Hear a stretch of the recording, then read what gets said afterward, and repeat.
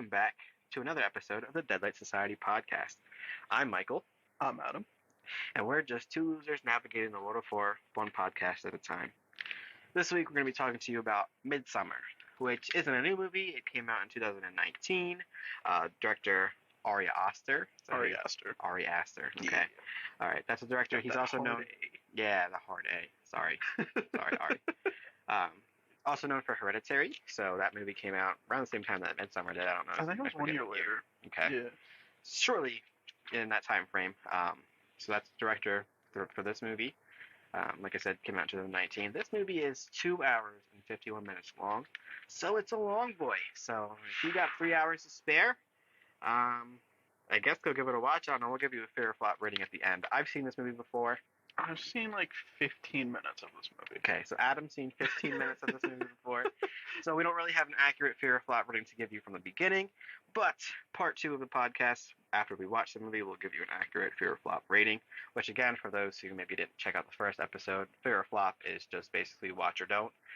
We'll give you a 1 through 10 rating of what we think, what it's worth, what it deserves, even though, we're not critics, so you can take our opinion and our shit talking with a grain of salt if you want.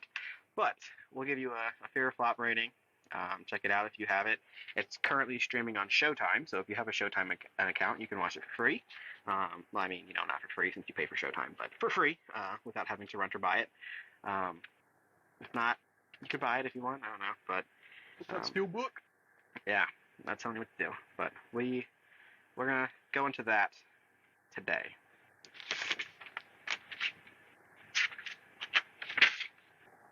So some of the ratings to start with, we have Rotten Tomatoes that gave it an 83%. The IMDb rating gave it a 7.1 out of 10.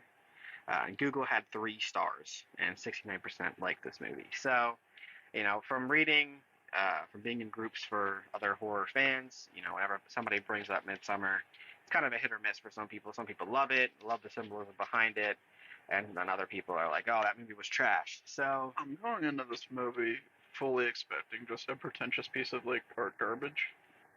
Fair enough.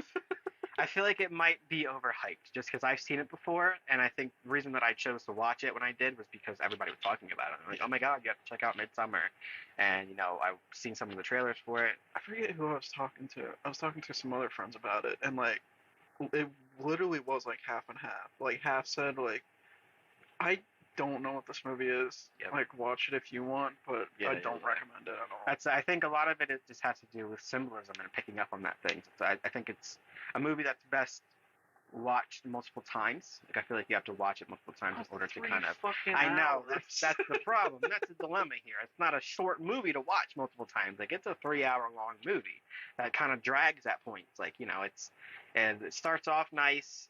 And then you kind of just drag until it gets to the more interesting part. So it's I already just initial rating. I mean, though I haven't watched it in a while, I'd probably give it a 4 or a 5. I think, just because of me. I'm not really too critical, but I think maybe we're gonna give it a watch again in a little bit, and we'll let you know a more accurate rating once we're done with the movie. But definitely, a slow burn, long movie. I personally prefer movies that are an hour and a half. Maybe 2 hours long. Once you get over the 2-hour mark, it's kind of all right, at this point, it's you should have made it 2 movies. That's when you have to start peeing too. Yeah, right when that spot where it's... Yeah, it gets too much. A little bit. Yeah, it gets too much, but, we appreciate it for what it is. For those who love this movie and it's your favorite movie, sorry if I shit talk it, but I might shit talk it, I'm not sure. I fully already see myself shit talking this movie. So we'll get there. Like I said, we're gonna watch it and we'll give you a more accurate rating. And if you hated this movie, this might be the podcast for you. Now, what is this movie about, Michael? This movie is about a young American couple, their relationship foundering, travel to a fabled Swedish midsummer festival, where a seemingly pastoral paradise transforms into a sinister, dread-soaked nightmare as their locals reveal their terrifying agenda. So that's just the, description off of Google or whatever. But basically, just this couple that they're not having real luck in their relationship. This very tragic thing happened to the main character, Danny, in this movie. and just her boyfriend's just not as supportive as he could be for the time being, and what happens. We won't give any spoilers right now, but after part 2, we'll get into spoilers. But just their relationship's not going so great, and their friends and them decide to just go to this Swedish festival, and just things start to just get crazy from there on out. I mean, like I said, it is a slow burn, so it's not like right away crazy shit starts happening, but some weird stuff starts happening when they get to this festival, and weird. But that's our general description of it. If you've seen it, you know what it's about. If you don't, now maybe you have a better idea.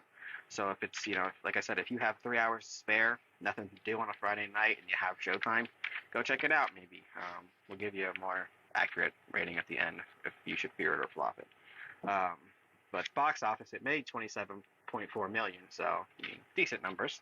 I don't know what the writing off of Hereditary directly afterwards, so I'm just gonna Ari Aster literally hit box offices like right back to back, and Hereditary was being touted as the scariest movie of like this generation or whatever. I liked Hereditary, but that was also another slow burn. Like it takes until the last 30 minutes of that movie to get interesting. And it's weird, and it's art housey, and it's just like just. I think I've watched that maybe 2 or 3 times, and every time I have to close my eyes at the end because I just can't. There's certain scenes at the end of that I just can't stomach. Like it's just really too much. But I start getting to that point again where I'm just like, is this horror? Like, obviously, because of the imagery and like the setting and everything. Yeah. But there's so many things. Like Hereditary is obviously horror.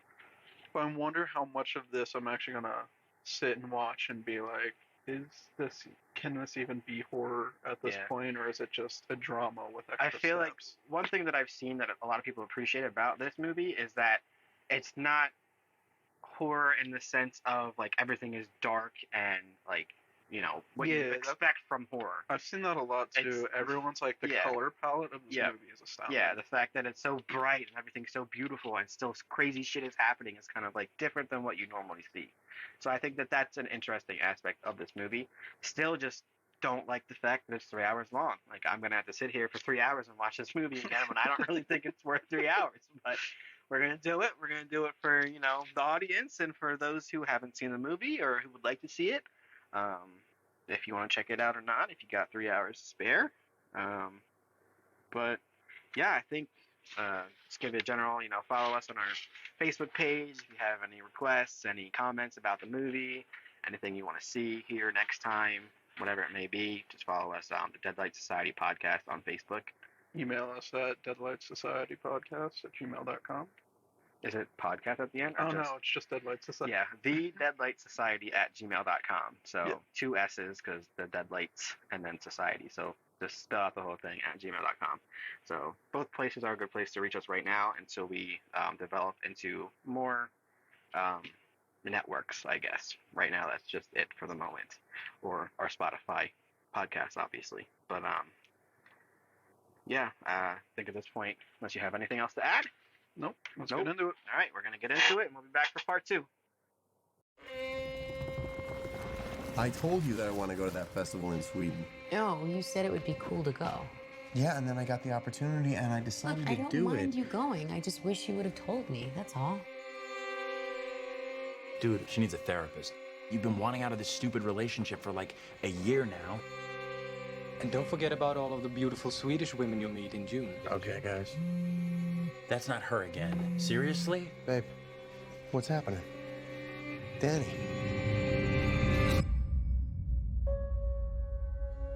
I was so very sorry to hear about what happened. I'm sorry.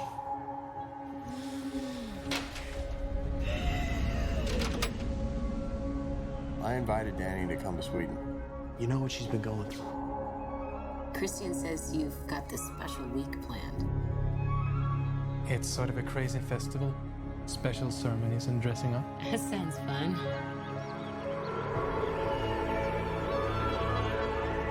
Unbelievable. Welcome and happy Midsommar. Skål! What time is it? 9 p.m. That can't be right. The sky is blue. This is what 9 p.m. is like here.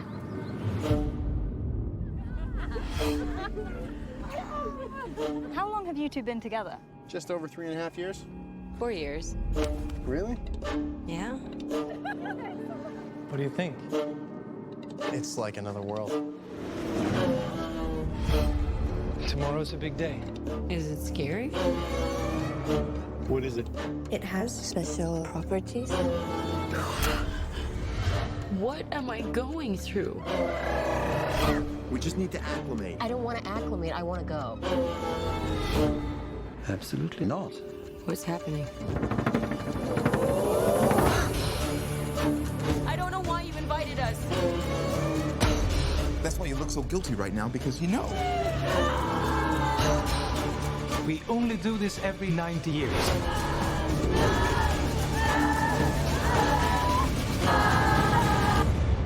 I was most excited for you to come.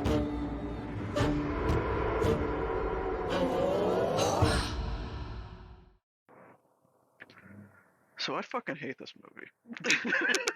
Okay, part 2, right back in it. Not even hello, we're back. No. Even, seconds for No, you, but fuck this 3 stupid hours movie. later for us. Yeah, that was a movie. Fuck the stupid, pretentious art film. It's not an accessible movie for anyone. No one needs to sit 3 hours and watch this movie. It's so slow.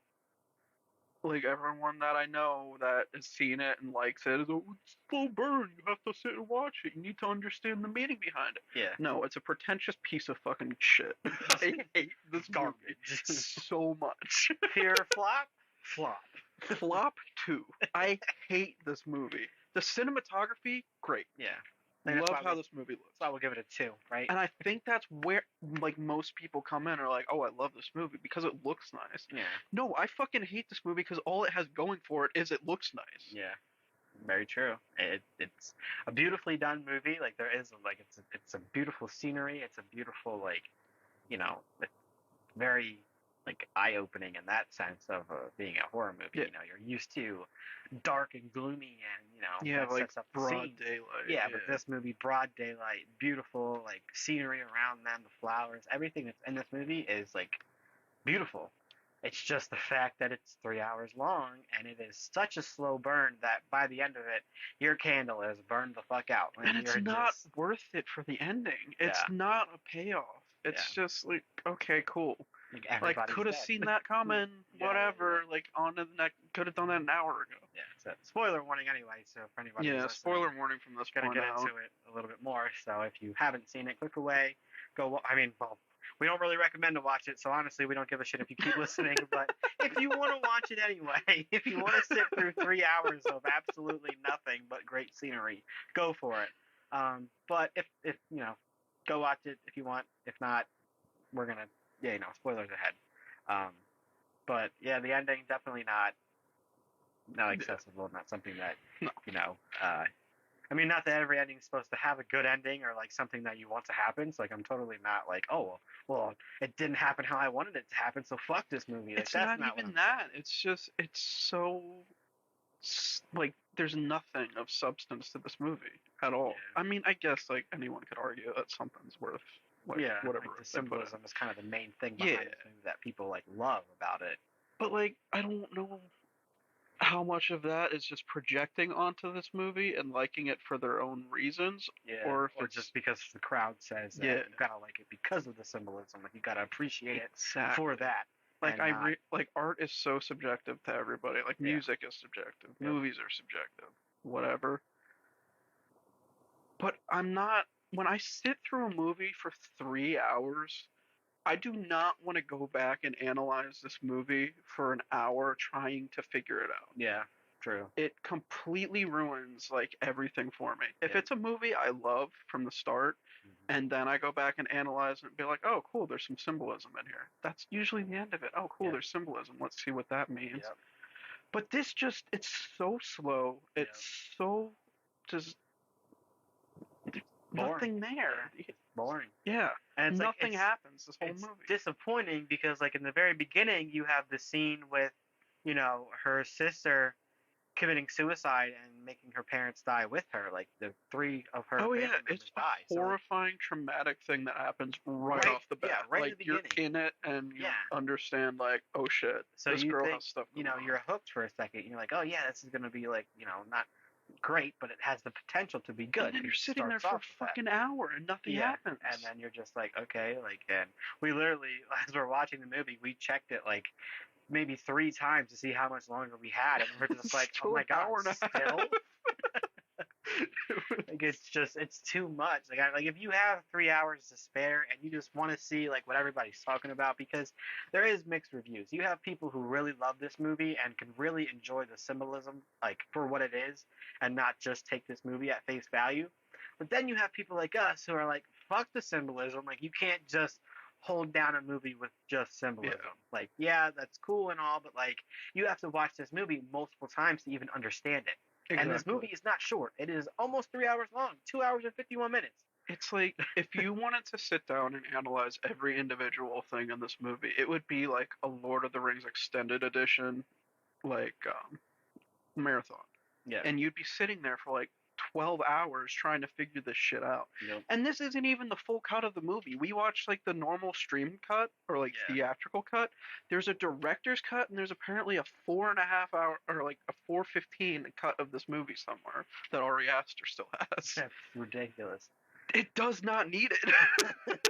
like at that point, you really should have just made it 2 movies. Like there should have been Hereditary Part 1 and Midsommar. Yeah. Midsommar Part 1 and Midsommar Part 2, but like I probably couldn't do it because like what the fuck are you gonna put in the first half that's gonna make people want to watch the second half? Exactly. Probably not much, right? No, literally nothing, because there's nothing there. Yeah. Pretty flowers. Yay. 3 hours of pretty flowers. Yeah. Cool. Yeah. So glad I wasted my time. I know, it's a shame that we picked such a flop movie as our second one to review, but And you liked this on your first watch through. My first watch through, I don't really remember it too much because it was like not right away when it came out, but a few months after it came out, and there was so much talk about it. Like I said, people loved it or people hated it, and I just wanted to check it out for what it was. I was seeing a bunch of memes on Facebook about it and like the screenshots of the dead bodies and like the kills in this movie, and people like talking so highly of that. Like, I can't believe how realistic this looks and how great that these things look. So I wanted to check it out for that alone. And while it took so long to get to that, that I definitely don't think I remember the whole thing because I was probably like on my phone on and off halfway through it the first time watching it. Like that's literally what I was doing. Like halfway through the movie, I was like, it's just so long and unnecessarily long that it's just like I understand and I appreciate the symbolism and I do get it, but like I don't give a shit. I don't give a shit. No, and that's like most of these characters are so fucking unlikable.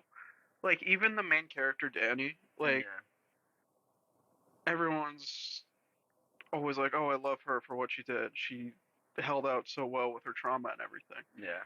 She's a piece of shit. Just because her boyfriend's shitty, you sentence him to death after witnessing all this shit that the cult is doing, and you don't see that influence falling on you. She is the villain of the story. That's Adam's take, and while I definitely agree to certain aspects, I feel at the end of the movie, I still kind of feel bad for her, but I still don't think that she should. The flower-looking slug.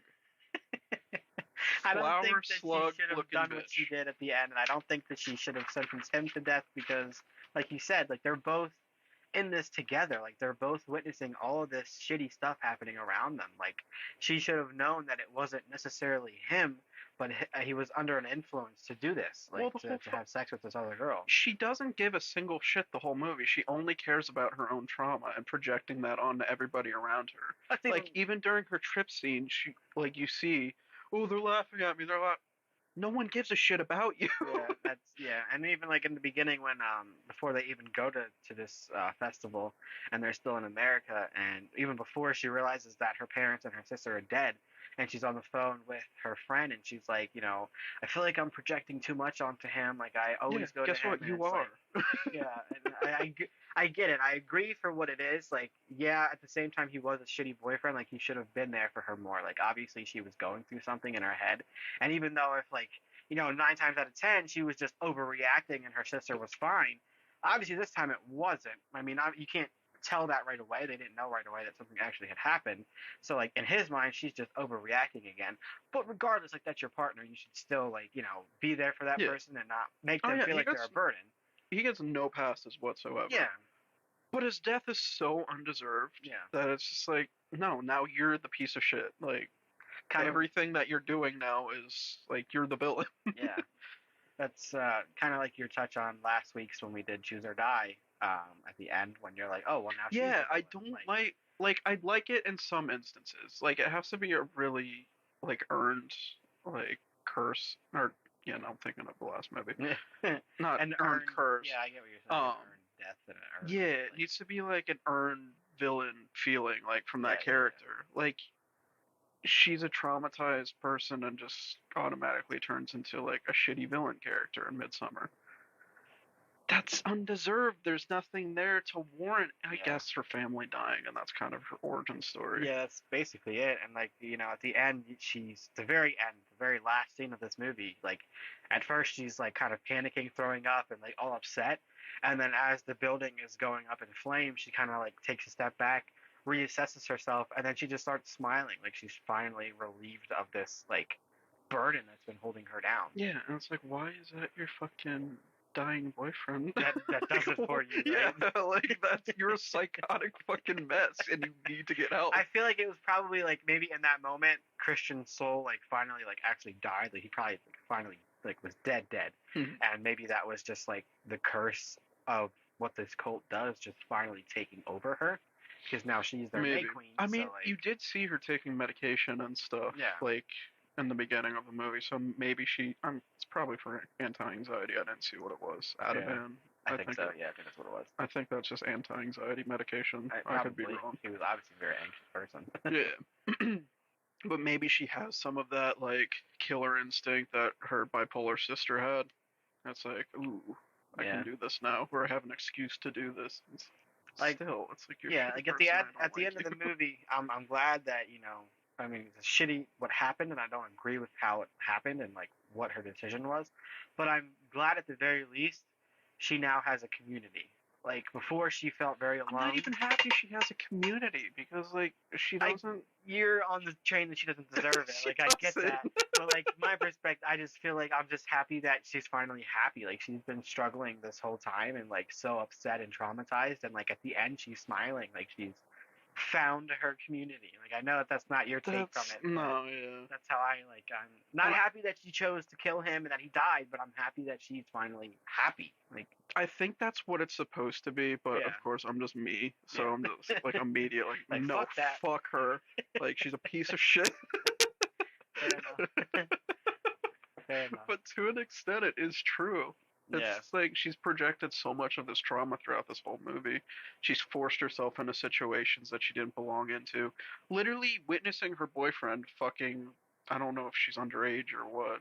Probably. Yeah. That girl. Fucking the girl. Like, she put herself in that situation, and yet she's the one overreacting to it. And it's like, you're projecting your trauma on everyone around you, and it's making you a bad person. I don't like you. I don't like you as the main character of this story. If you were a side character, I'd understand. But not the main character when you're so unlikable.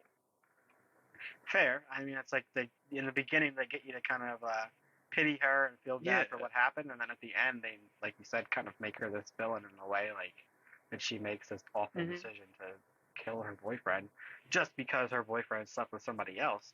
And I get, like, that's kind of like the joke, like, oh, if you ever cheat on me, like, I'd kill you. Like, I get it, but like, I just don't think that was the way to play it out. No, it's so hard to judge because it's so art housey too. And it's like, well, how much symbolism is here? Where do I have to boil this down? What does it mean? Yeah. It's like, I watched this for 3 hours. And give me the answers. Right? Exactly. Like, we were gonna research after the fact and like look into all of the fan theories and any hidden details. It's so exhausting. And yeah, we looked up like a few of them, but like it's not even worth looking into. Like, we just wasted, or I mean, not wasted in a sense, but kind of 3 hours watching this movie, and we're just like so burnt out from it that we didn't even want to research anything else into it. And like, it's not. I don't want to say it's hard to watch. You can turn off your brain and watch this just because of like the scenery and everything's so nice. Mm-hmm. But when you're sitting there trying to like analyze it and pick it apart like we are, especially like reviewing it for the podcast, it's so hard mentally to be able to sit through that. Yes. Without taking breaks in between and just like stopping every so often being like, what did I just watch? Yeah. It's just too long. That's really my main thing. Like, I feel like it has a good like root to it, like a good story. You know, like it could have been so much better. Yes, it could have been better had it been shorter or put into 2 parts. Like I said, just something more than trying to cram this whole ass fucking movie and the symbols that comes into it and everything that you're supposed to analyze into a 3-hour-long movie. It's just too long, too hard to sit through.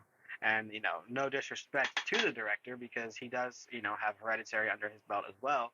And his movies made, and his movies have made quite a lot of money. And they've, you know, been box office hits, more or less. So not, you know, obviously. I love Hereditary, too. Yeah. Like, that's the one thing that I came into this movie expecting, like, oh, I'm going to like it because I really liked Hereditary. Yeah. And I like that cult kind of shit. Like, I love The Wicker Man. The Wicker Man is one of my favorite movies ever. Yeah, it's partially a musical. It's fucking awesome. Like, I love it. Yeah. It's like those old Hammerstein like movies, like The King and I and shit like that. But like this, it just falls flat. Too artsy, too pretentious, too just. It's just. Speaking of kills, can we go to end the kills quick? Yeah. Why did we have to see the head bash so many times? Well, yeah, as they're watching it, he keeps pointing that out. He's like, did we really have to see it again? Like, did we really have to see it again? It ruins the impact of the scene. Like, that couple, like, maybe just that scene while they're there, it would have had all the impact to it. Yeah. But seeing it slowed down, seeing the flashback of it, seeing the bodies being burned, seeing the close-up on the face again. Like 2 or 3 more times. It's like, it like, doesn't we have any impact. Yeah. It definitely, I think, would have been more impactful, like you said, if it was just that one scene that we saw. Or maybe the cremation then after the fact. Yeah. Those 2 alone would have been fine. Like, we would have got it. It would have been like, holy shit, that just happened. Mm-hmm. But, like, throwing it in our face, like, 3 more times, like, okay, like, yeah, we know his face is all torn up. Ritual suicide, like, it happened. We know they talked about it, like, amongst themselves as a group. We don't need to see it for more. I mean, it's obviously the play behind that was probably just because it's, you know, you're in the mind of them, and it's traumatizing to them that they're replaying plus it over and over again. And hallucinating. So it's constantly, I understand the thinking behind that and why they did it like that. I just feel like from an audience's perspective, it's just like it ruins the shock value of it because like it was shocking seeing it when it was happening. And then to show it again and again and again, it's like we saw it, like we get it. Like with any monster movie throughout history, it's the same exact concept. You keep showing the monster over and over and over again, it's going to lose all impact, and it's not scary anymore. Yeah, it's the same exact thing. You see the same dead body in the same crushed head position. It's okay, cool. Yeah, we saw it already. Yeah, right? It's not new. I do respect though the deaths and the gore that's in this movie. Even though it's not super gory, I wouldn't say. There's not a lot of blood. There's not a lot of guts. You do see some guts and some intestines, but like it's not a lot of gore, more or less. But just the it's realistic gore to an extent. Yeah. But then it's kind of it's practical, so it kind of has that cheesy effect to it. Mm-hmm. But it is definitely well done. Yeah, like I really do enjoy the special effects in it. That's why when I watched it the first time, that's like I said, I was watching or seeing the memes on Facebook about it and the articles that are like, oh, like this is like so well done and put together. So I was like, all right, I got to check it out. And I watched it and I just don't remember much from it besides the kills. Yeah. Because that's really all you can take away from this movie is that the fact that all that is so well done and put together and that it's so like realistic looking that that's amazing. But just the rest of the movie is just like, why is it here? Yeah. What do we need it for? Like, I don't know how. I don't want to give this a flop 2 because it's so low, and I know so many people like this movie, and I really do love the cinematography. I really do love the special effects in this movie. But holy shit, Ari, come on, man! It is too long and too just drawn out. Yeah. I don't need to see every little revelation of Literally every people's little detail. psyches. Yeah. Yeah, even like at the end when the girl's throwing the flowers for Christian to go follow into the thing. Like, I get it, but is it necessary? Like, it just drags it out. There's reasons why movies are cut short. Yeah. There's reasons why there's music edited in. It's so you can cram all this information into a quick little shot where you can say, okay, this is this person. Yeah. This is this person. I don't need to see their whole transition. Literally. It just becomes too much. It's like there's definitely things in here that could have been cut out, and I'm curious to see what the director's cut looks like, or that 4-hour-long movie. I can't imagine what things they did cut out. I'll research it later when I get the chance to, just to see like what's actually added into it. But I'm not sitting through that fucking movie again. Yeah, no. This is my second time watching it, and it will honestly probably be my last. I don't think I'd ever watch this movie again, just because it's so long. If it was shorter, maybe. If it was like, playing somewhere and that was just like an event or something, I'd probably maybe go check it out again. But even if it was like for free at a fucking drive-in next week, I wouldn't go. No. I wouldn't go. I've seen it twice. I don't need to see it again.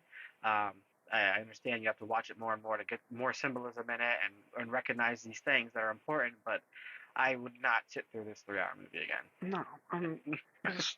It's so...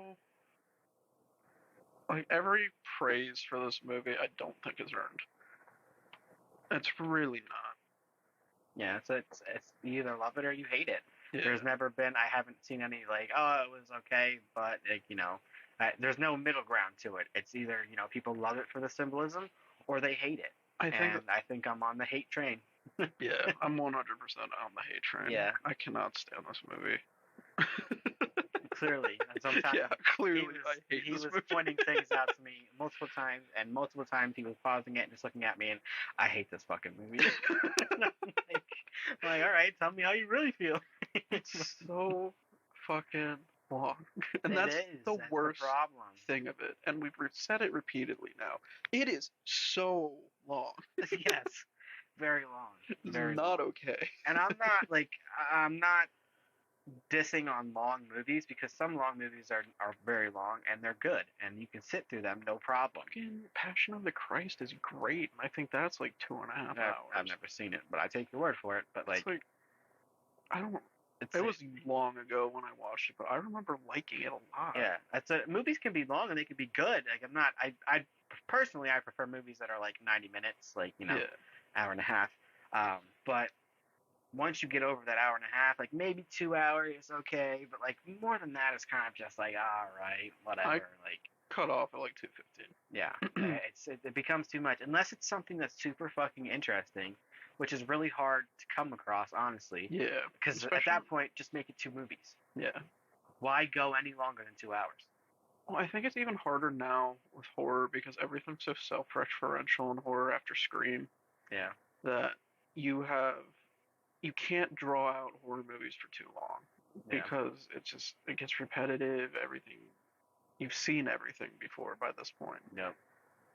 You can watch horror movies now and you can pull it apart and be like, this is from that movie. This is from that movie. Literally what we did for Choose or Die. Yeah, exactly. And I think that's kind of like where we're going to get to with the podcast specifically. Is just when we see enough horror, be like, well, that's obviously influenced by that. That's influenced by that. Yeah. And it's just going to get worse and worse as we see more.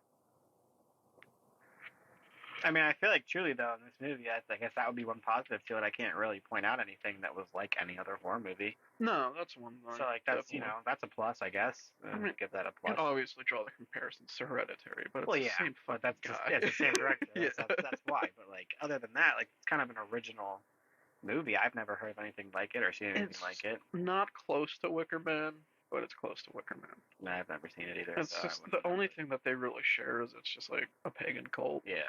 Okay. And they're both kind of musical. Musically? Yeah, musically. Okay. Musically inclined, more like. Yeah, well.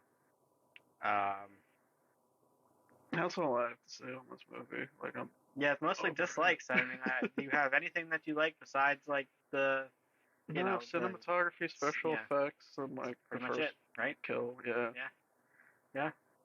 I'm on the same boat as him. I don't really have anything else like specifically to say. We've both kind of just said that, the drawbacks to this movie is mainly just the length of it, because I feel like you could appreciate it a lot more if it was a lot shorter, and you didn't have to do a deep dive into the symbolism after the fact. Like, it could just kind of be clear as day. But well, I was saying to you too, like, I believe that was Ari Aster was going through a breakup at the time when he was making this. Yeah, you were saying that.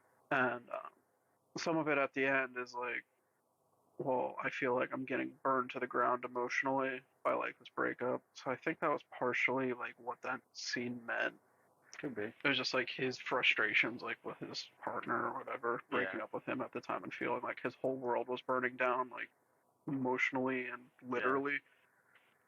I mean, I can respect that, and that sort of, if that's the case, if that's really what it was, because art is the way people express themselves. So like, I can respect that and appreciate it, but sorry man, I just can't get past that 3 hours. I can't. Like, it is just like too long. And I know it's not exactly 3 hours; it's 2 hours and 51 minutes, but it's 3 hours. Like, it's too long. It's too long, and it's not interesting enough to keep you entertained for 3 hours.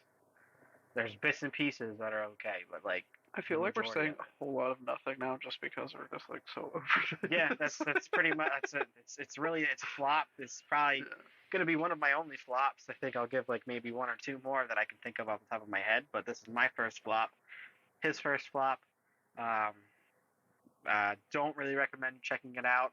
I mean, if you have Showtime and you want to, go for it, but you can skip this and not really miss watch much. Watch it for the clout. Yeah.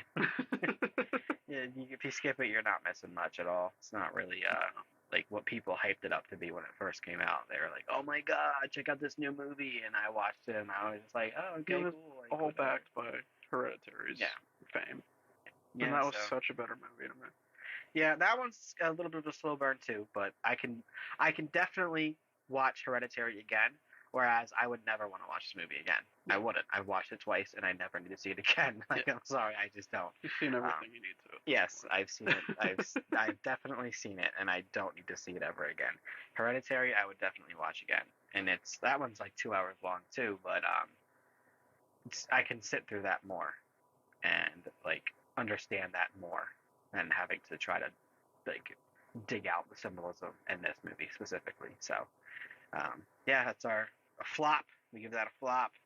The critic ratings, like we said in the beginning, Rotten Tomatoes gave this an 83%, and Google has 3 stars, and 69% of people liked it. But I can see that one being more accurate. Yeah, that one definitely more than the 80-something that Rotten Tomatoes gave it. But from us, I wouldn't even rate it that high. I probably wouldn't even give it 3 stars. I'd probably give it like a 20%, maybe. Yeah, like maybe 2 stars, 1.5, like kind of something like that. But definitely a flop.